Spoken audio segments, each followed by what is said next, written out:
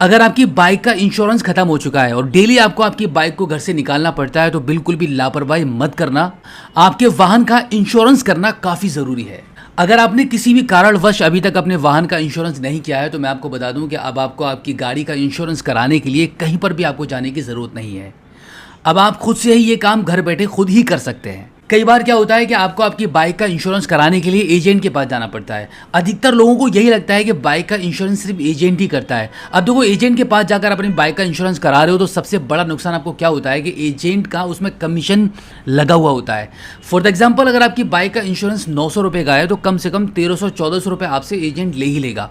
400-500 रुपये का margin agent उसमें रखता ही रखता है। तो अगर आपको अभी तक ये बात पता नहीं थी कि एजेंट के अलावा आप खुद भी घर बैठे ही कर सकते हो तो आज का ये वीडियो आपके लिए बहुत इंपॉर्टेंट होने वाला है, क्योंकि आज की इस वीडियो में मैं आपको डिटेल में बताने वाला हूँ कि कौन सा प्लान आपकी बाइक के लिए बेस्ट रहेगा, कौन सा प्लान आपको लेना चाहिए, कितने का मिलेगा, सस्ते से सस्ता इंश्योरेंस आप घर बैठे खुद से ही मोबाइल फ़ोन से कैसे कर पाओगे, कंप्लीट जानकारी मैं आपको देने वाला हूँ। तो अगर आप घर बैठे मोबाइल फ़ोन के माध्यम से खुद से ही कर लेते हो तो सबसे बड़ा बेनिफिट तो आपका यही होगा कि जितने पैसे एजेंट की जेब में जा रहे थे वो सारा का सारा पैसा आपका बच पाएगा। और जितने पैसों में एजेंट आपको सिर्फ थर्ड पार्टी इंश्योरेंस करके दे रहा था उतने पैसे में आप खुद से ही फर्स्ट पार्टी इंश्योरेंस कर पाओगे। फर्स्ट पार्टी इंश्योरेंस का क्या क्या बेनिफिट है, कंप्लीट जानकारी मैं आपको बताने वाला हूं।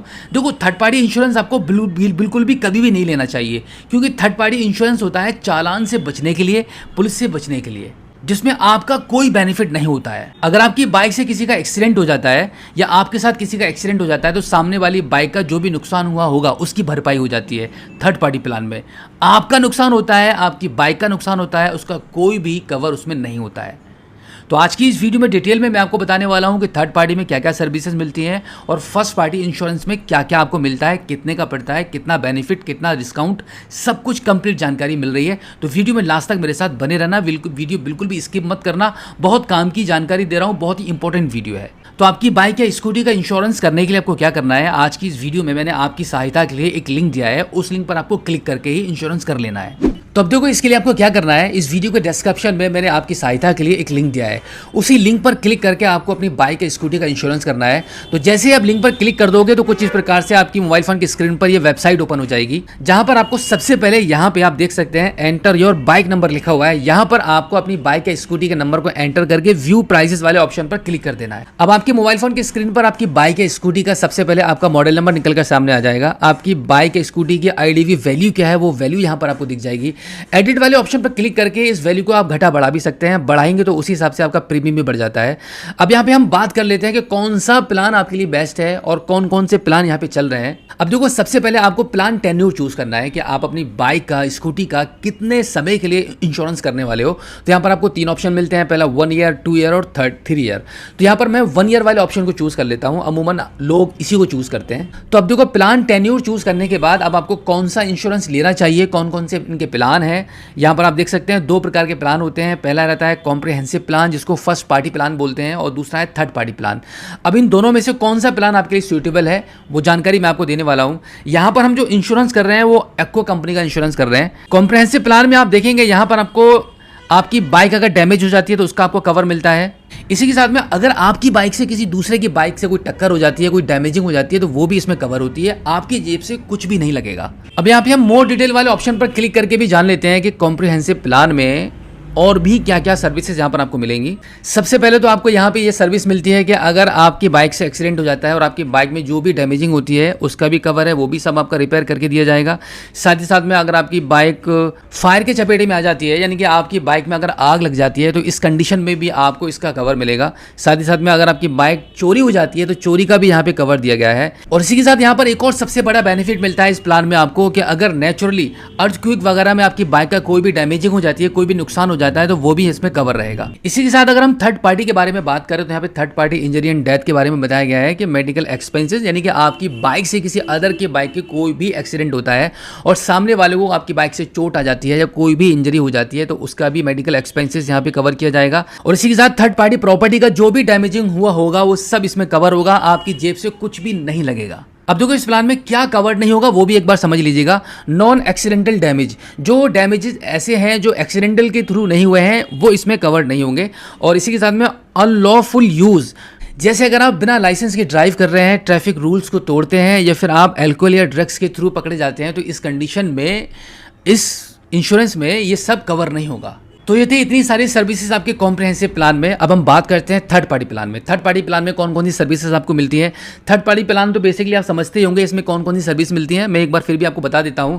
यहां पर आपकी बाइक के थ्रू अगर किसी दूसरे की बाइक का कोई भी नुकसान होता है वो सब कवर होगा। लेकिन सबसे बड़ा जो नुकसान है इस थर्ड पार्टी प्लान में वो ये है कि आपकी बाइक का जितना भी डैमेजिंग होता है, नुकसान होता है, तोड़फोड़ होती है एक्सीडेंट के थ्रू, वो आपको इसमें कोई भी कवरेज नहीं मिलता है। इसीलिए मैं हमेशा एडवाइस करता हूं कि आपको कभी भी थर्ड पार्टी प्लान नहीं लेना चाहिए, आपको हमेशा फर्स्ट पार्टी प्लान ही लेना चाहिए। क्योंकि देखो पैसे की अगर हम बात करेंगे, प्रीमियम की अगर हम बात करें तो कुछ ज़्यादा अंतर नहीं है।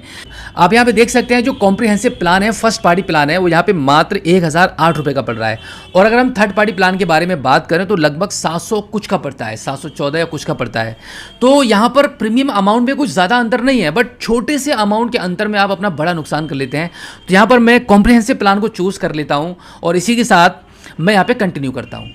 कंटिन्यू करने के बाद आप देखेंगे यहाँ पे कुछ एड ऑन प्लान्स भी आपको दिखेंगे। इनमें से किसी भी प्लान को आपको चूज़ नहीं करना है, चाहो तो आप पढ़ के चूज़ भी कर सकते हो, बेनिफिट है। बट अगर आपका पहले से कोई एक्सीडेंटल इंश्योरेंस चल रहा है तो यहाँ पे लेने की जरूरत नहीं है।